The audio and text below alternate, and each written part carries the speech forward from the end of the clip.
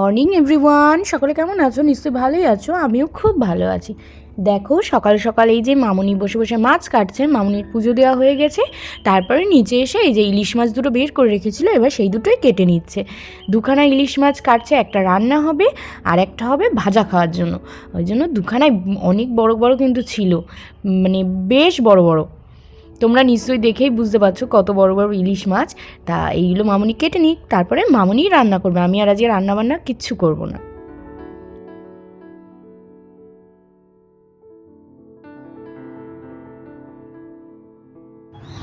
Good morning সবাইকে।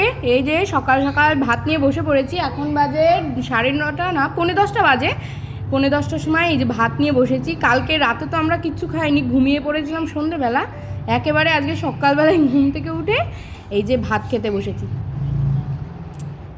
Morning সবাইকে জানাই শুভ সকাল। এই যে আমরা এখন ভাত নিয়ে বসে পড়েছি, ইলিশ মাছ ভাজা আর বেগুন ভাজা আর এই যে শুকনো লঙ্কা ভাজা। এই আমরা এখন খাচ্ছি, খিদে পেয়ে গেছে, কালকে রাতে সব খাওয়া হয়নি, এই এখন সব খাচ্ছি, সব ক্লান্ত, বাবার মাথায় জল ঢেলে এসে। শুনতেই তো পেলে আমরা রাতের বেলা কেউ কিচ্ছু খাইনি, তাই ভীষণ খিদে পেয়ে গেছিলো। সকালে উঠে মামুনি হচ্ছে কটা বেগুন ভেজেছিল আর ইলিশ মাছ ভাজা, আর একটু ঝাল ঝাল খাবো বলে দুখানা শুকনো লঙ্কা ভাতের সাথে মেখে নিয়েছি, নিয়ে একদম মুখের মধ্যে চালান করে দিয়েছি। দেখেই ইয়াম্মি লাগছে, তাই না? তারপর তো খাওয়া দাওয়া কমপ্লিট করে চলে আসলাম ছেলের রান্না করতে। এদিকে তো মামুনি আমাদের রান্না করেই ফেলেছে।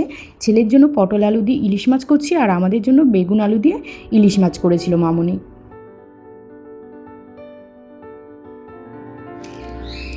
তারকেশ্বর এত কিছু থাকতে আমার ছেলের এই দেখো এই জিনিস পছন্দ হয়েছে, এইটাই নিয়ে এসে। তা ভাবলাম আমি কটা খাই, আর কি কি আনা হয়েছে কি হয়নি সব পরে আমি দেখাবো। শুভ দুপুর সবাইকে। দেখো দুপুরবেলা আমি ভাত নিয়ে চলে এসেছি। এখানে রয়েছে বেগুন আলু, তোমার আস্তে আস্তে বেগুন দেয়া, বেগুন আলু আর ইলিশ মাছ দিয়ে তরকারি। আজকে একটু বেগুন আলুর মধ্যে দিয়েছিল মামুনি সর্ষে বাটা। জানি না এখন অবধি কেমন হয়েছে খেতে, কিন্তু দেখে তো হেভি লাগছে। আর ইলিশ মাছ যেমনই হোক না কেন আমার ভীষণ প্রিয় একটা মাছ, আর তার মধ্যে যদি ইলিশ মাছের মাথা থাকে তাহলে তো কোনো কথাই হবে না। সকালবেলায় তো ইলিশ মাছ ভাজা দিয়ে খেয়েছি, আর এখন খাবো ইলিশ মাছের তরকারি।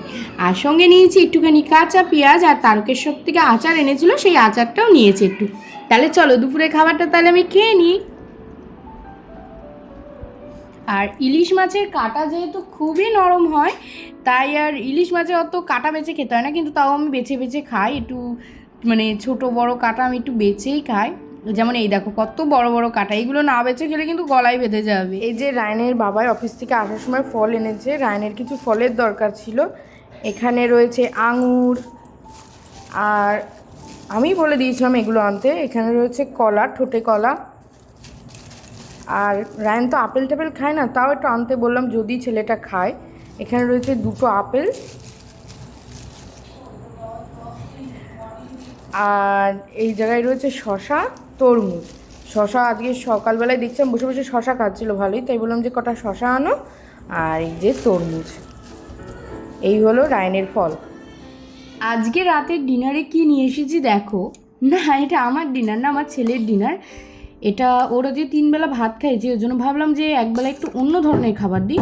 তাই এটা হলো ওটস, টমেটো আর ডিম দিয়ে করে দিয়েছি, আর সামান্য একটু নুন দিয়েছিলাম, মুগ ডাল দিয়েছিলাম। প্রথমে একটু প্রেশার কুকারে তেলটা গরম করে, সাদা তেলই দিয়েছিলাম, তেল গরম করে ওর মধ্যে, হ্যাঁ বাবা, তারপরে ভিজিয়ে রেখে দিয়েছিলাম একটু ওটস আর তোমার মুগ ডাল, সেটা দিয়ে হালকা একটু নাড়াচাড়া করে দিয়ে দিয়েছিলাম টমেটো, আর দিয়েছিলাম তোমার ডিম, আর সামান্য একটু নুন, আজকে আর হলুদ দিইনি, দিয়ে একটাও সিটি পড়েনি। আর একটু আলু দিয়েছিলাম, একদম ছোট্ট ছোট্ট করে তোমার আলু কেটে দিয়েছিলাম যাতে তাড়াতাড়ি সিদ্ধ হয়ে যায়। দিয়ে রায়নের ওটসটা করেছি, আর নামানোর আগে একটু বাটার দিয়ে মিশিয়ে নিয়ে এসেছি। আর আমার ডিনারটা দেখো, এই যে হলো আমার ডিনার। ছাতু, শশা, কাঁচা লঙ্কা, টমেটো, আর এর মধ্যে লেবু দিয়েছিলাম। আর তোমার দিয়েছিলাম একটু মিষ্টি মিষ্টি খেতে ইচ্ছে হচ্ছে, ওই জন্য সামান্য একটু জাগরি পাউডার আর একটু বিট নুন। এই দিয়ে আমার আর মামুনির রাতের ডিনার করেছি। তাহলে আজকের ভিডিওটা এই অবধিই থাক। গুড নাইট সবাইকে।